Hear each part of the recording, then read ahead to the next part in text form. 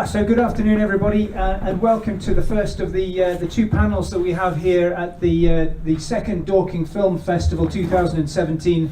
This is the Filmmakers panel. I'm very, very pleased to have with us here today three filmmakers who have been involved with the festival this year. That's A.D. Cooper, Tina Rayburn, and Joe Johnson. I'm going to ask them each to introduce themselves briefly to our audience. With the microphone, go ahead. Just tell us a little bit about your filmmaking and filmmaking background. I come from a writing background. I'm a copywriter, scriptwriter and a journalist. And I started making films in 2010. And I've now made 11 short films, including some corporates and a piece for a museum. And I'm about to do a film next month about the poet Edward Thomas. I'm similar actually. I have got journalist background. Did a few films, worked for Channel 4 and National Geographic in 2003, 2004.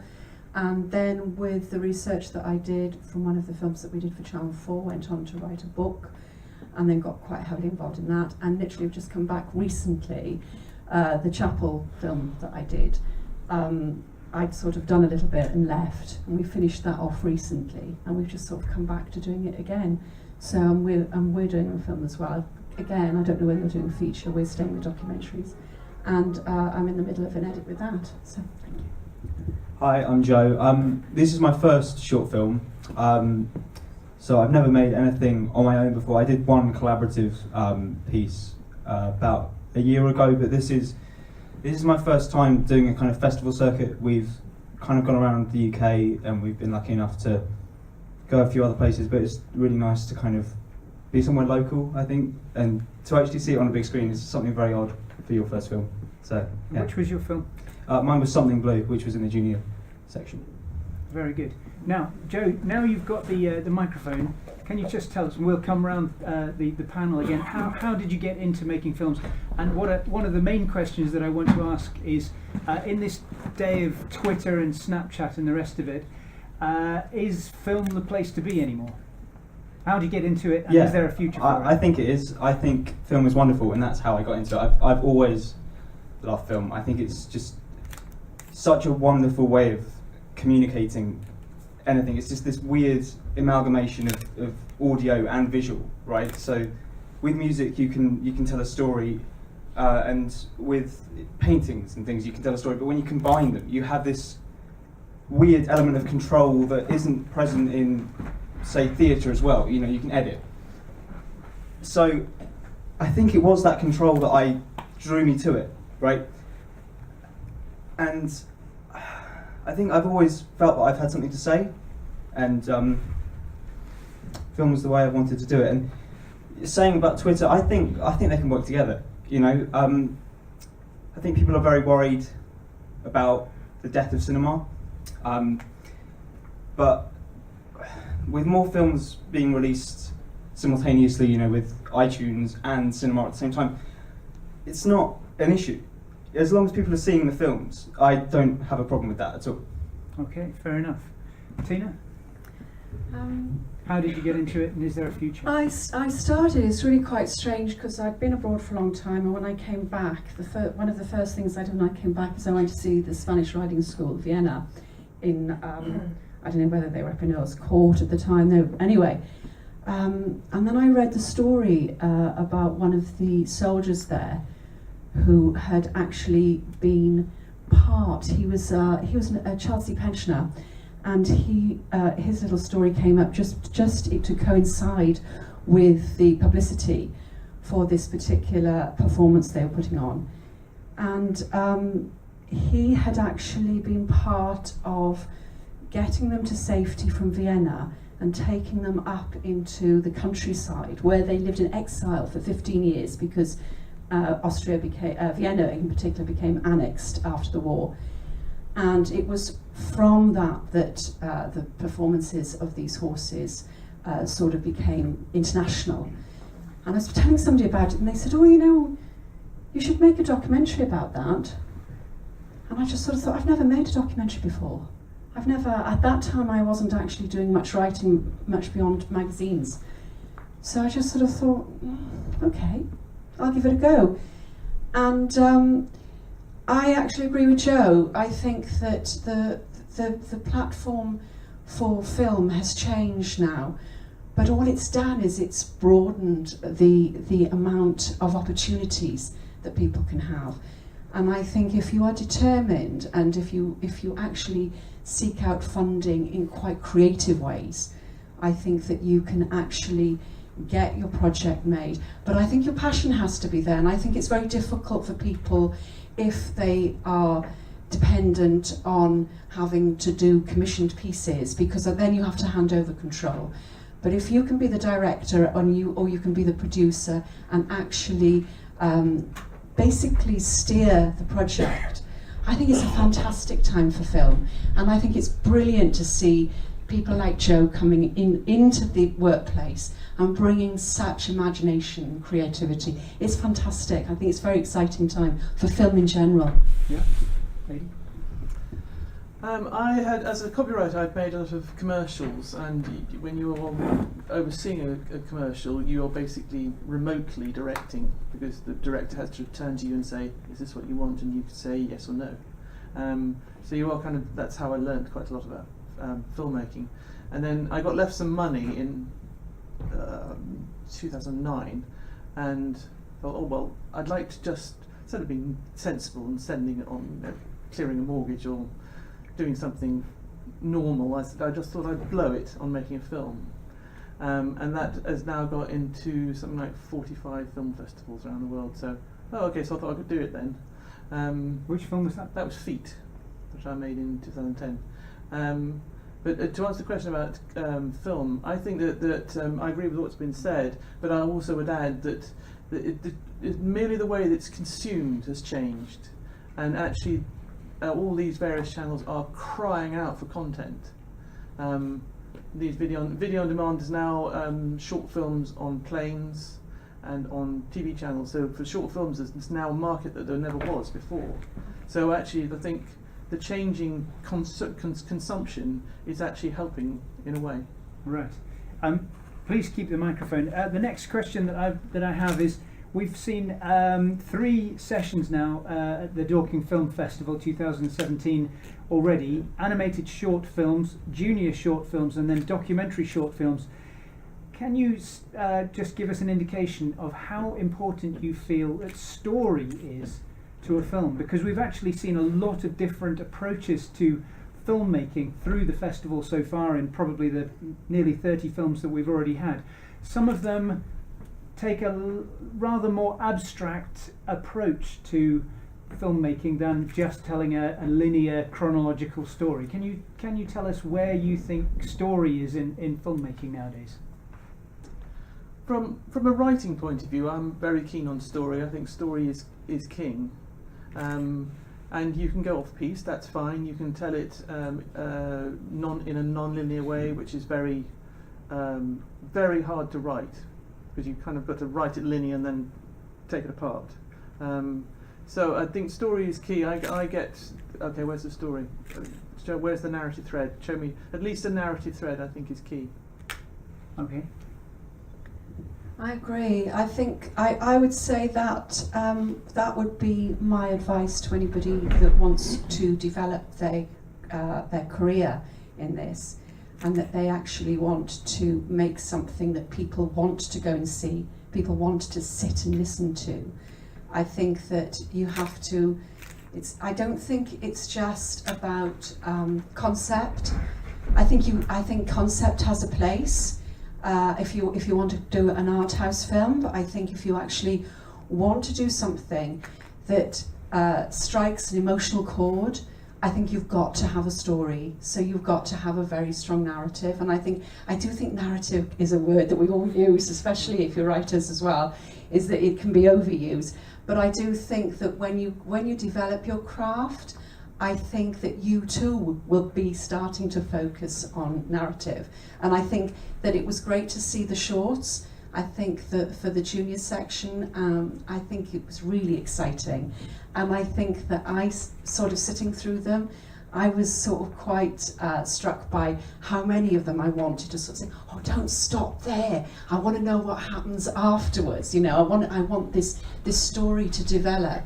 And I think that's a real sort of credit to everybody that has submitted today. Yeah, I think that's definitely. I agree with everything that you've said, and I think it's vital that you engage the audience on some form of emotional level. You know, if they're not wanting to watch it, then you've lost. But I don't know whether kind of narrative or story is. I don't think there's any deciding factor in whether a film's going to be good. But I think you can experiment. You know, with any element of film, you can experiment, and there are so many different approaches. So I think for Something Blue, for example, it was important to me that you didn't get context on this married couple's relationship. It's this little window into their lives, and it's up to you what preceded and came after, you know. But you've got to engage the audience in some way, and it's not as simple as non-linear narratives, because I think if you have characters or a real idea that's cared about by the filmmakers and by the people involved, ultimately it's going to come across, and it's that engagement. It doesn't matter how you present what you've got. You've got to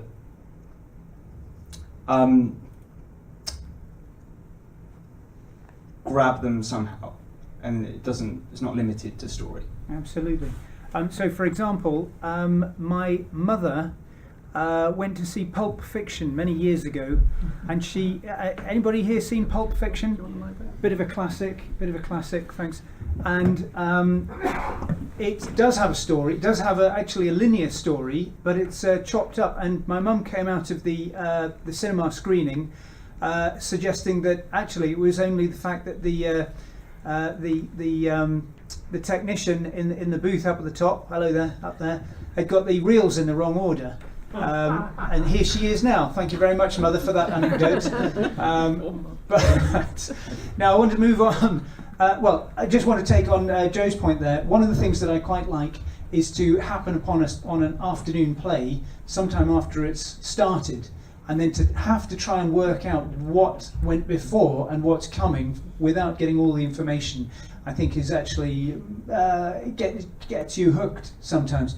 But the next question I want to ask you is about money, and I think I'm going to get Tina to start us off here. How do you go about financing a film? How much is required? And let me ask you, at the end of the day, is it worthwhile? I think that's why we've always stuck with documentaries. That's the first thing, because documentaries do tend to be quite, I would say easier to get funding for, simply because when you make a documentary, you basically need people to come to you. You have a story, but your access, you tend to have people come to you for free. That's the first thing. And where you go to, your locations, you're in control of. You can keep everything. I mean, Chapel was a vanity project because my family actually buried there, and I started to do the research, and that was the little film that transpired from the research that I'd done. And as I say, we left it for a while because obviously you've got to make money. You can't just keep feeding a black hole. Festivals are fantastic because they give you the platform, they give you the exposure, but you have to pay for festivals. And for festivals where you're going to get the most exposure, you have to pay quite a lot. So that's an issue. For me, I actually think that funding has actually become easier, simply because I think, first of all, on a commissioning route, for people who were looking for commissions maybe 10 years ago, you wouldn't have been able to find out the commissioning editor's name, you wouldn't have been able to get an email address, you wouldn't have been able to get a phone number. Now they're accessible. You go online, you can get anybody's email address, You can do a little bit of speculative filming, you can put together a treatment, you can get it off, you can get that funding. I think there are bursaries out there. I think that there's an awful lot of support from the arts to actually support grassroots talent. So I think that's easily done. And I also think, just from my own personal experience, I find distributors really approachable. And we're actually working with a distributor on one of our projects now. I would look at doing, if you want to hold control of projects, I would actually think about doing a co-production with a commissioning editor, with a channel, so that you actually keep a little bit of that control. They will expect funding. They'll expect you to put in quite a lot of the funding. But I think for filmmakers who are passionate about their craft, I think you find the money. There's crowdfunding now as well, which is something that, again, you can sort out yourself. I don't think that you need to be put off anymore. And I do think that what this has done, this has really opened the market, because I think there was a time when production companies became in-house channel production companies. If you look at somebody like Tiger Aspect, basically it was all sewn up. It's not sewn up anymore. If you want something to say and you want to say it in the way of through filmmaking, there will be opportunities for you to do it. So do not be put off and don't be daunted. That's what I would say. And for my, like I say, for my own projects, for the Lipizzaner story, that was an historic piece that was all about them during the war. I got a television deal with National Geographic, and I got, they had all the rights. It's been sold across the world. And for DVD, I went to Equestrian Vision. I just went to a little niche market distributor. So there's places for you to go. Just be creative and don't be put off. That's what I would say. Okay. Who's next? Finance. On the whole, I've financed my films myself, either by selling things or casually crowdfunding things. So the Kickstarter and what's the other one called? I can't. What? Indiegogo. Yes, Oh, thank yeah, you, thank Indiegogo. you. There's a burgeoning number of them, but you have to put in an enormous amount of investment of time and effort of creating a little film and then pushing it out to your friends and blagging it and social mediaing it, and you need someone to do that 24/7 to make it happen. And if they take 10% for giving you the platform. So sometimes, for instance, the project I'm doing next month, I haven't had time to crowdfund because I've got to finish. It's a project that's got to be finished by the end of April, and I haven't got time to raise the money. So I'm just finding the money somehow. Bank of credit card or something. It's just going to have to happen. But it's the problem is with filmmaking. I think it's like grade A drugs. It's bad for your health, bad for your relationships, bad for your bank balance. And as soon as you've done one, you want to do another one. But is it worth it? Is it worth it? It is and it isn't. It is and it isn't. To sit in an audience and watch people reacting to your film is lovely. There was two ladies sitting behind us going, "We like that. We're enjoying what you're saying. It's great." And that's great to hear, because it's sometimes it's months and months and months of work. And that is the kicker. That's the thing that really makes you want to do it. But there are long periods of time when you're thinking, why am I doing this again? Yeah. And then you just have to come to a festival or something like that, and you go, this is why I do it. Excellent. Joe, last one. I think because this was my first film, I came in rather extremely naive to the existence of funding bodies. So since doing this, I've realised that especially for young filmmakers, so if there are young filmmakers, go and look for these bursaries, these grants, because there are so many. I had no idea, but if you go on the BFI website, there are just lists and lists, and I had no idea. So there was no money really spent on the film other than post. There was the festival fees, obviously, but the actors donated their time. Jake, who owned the cameras, he donated his time, and then the only other person on set was a mate from college. So there wasn't any money spent on it really, other than feeding them. But I think that then made us completely reliant on the fact that we had to work really, really hard. There was a huge amount of work that went into it. And despite that not being financial, the effort expended was kind of incomparable, really. But I think for any future projects that I might have, I'm definitely going to make the most of those bursaries, those grants, because I can imagine they would make a big difference in terms of kind of distributing the workload a bit more. Mm-hmm. But I think it was a real learning curve in that you've just got to be persistent. And for example, contacting actors initially was really daunting to me. But once you contact one and they say no, that's the worst they can do. And then if you keep going, you know, you're going to find someone great. So I imagine it's probably the same with any aspect of getting people involved. You just ask, because the worst people can do is say no. And if they say yes, then that's brilliant. Fantastic. Well, unfortunately, that's all the time we have for our panel for the moment. But once again, I'd like to thank A.D. Cooper, Tina Rayburn and Joe Johnson for their time today. Thank you very much.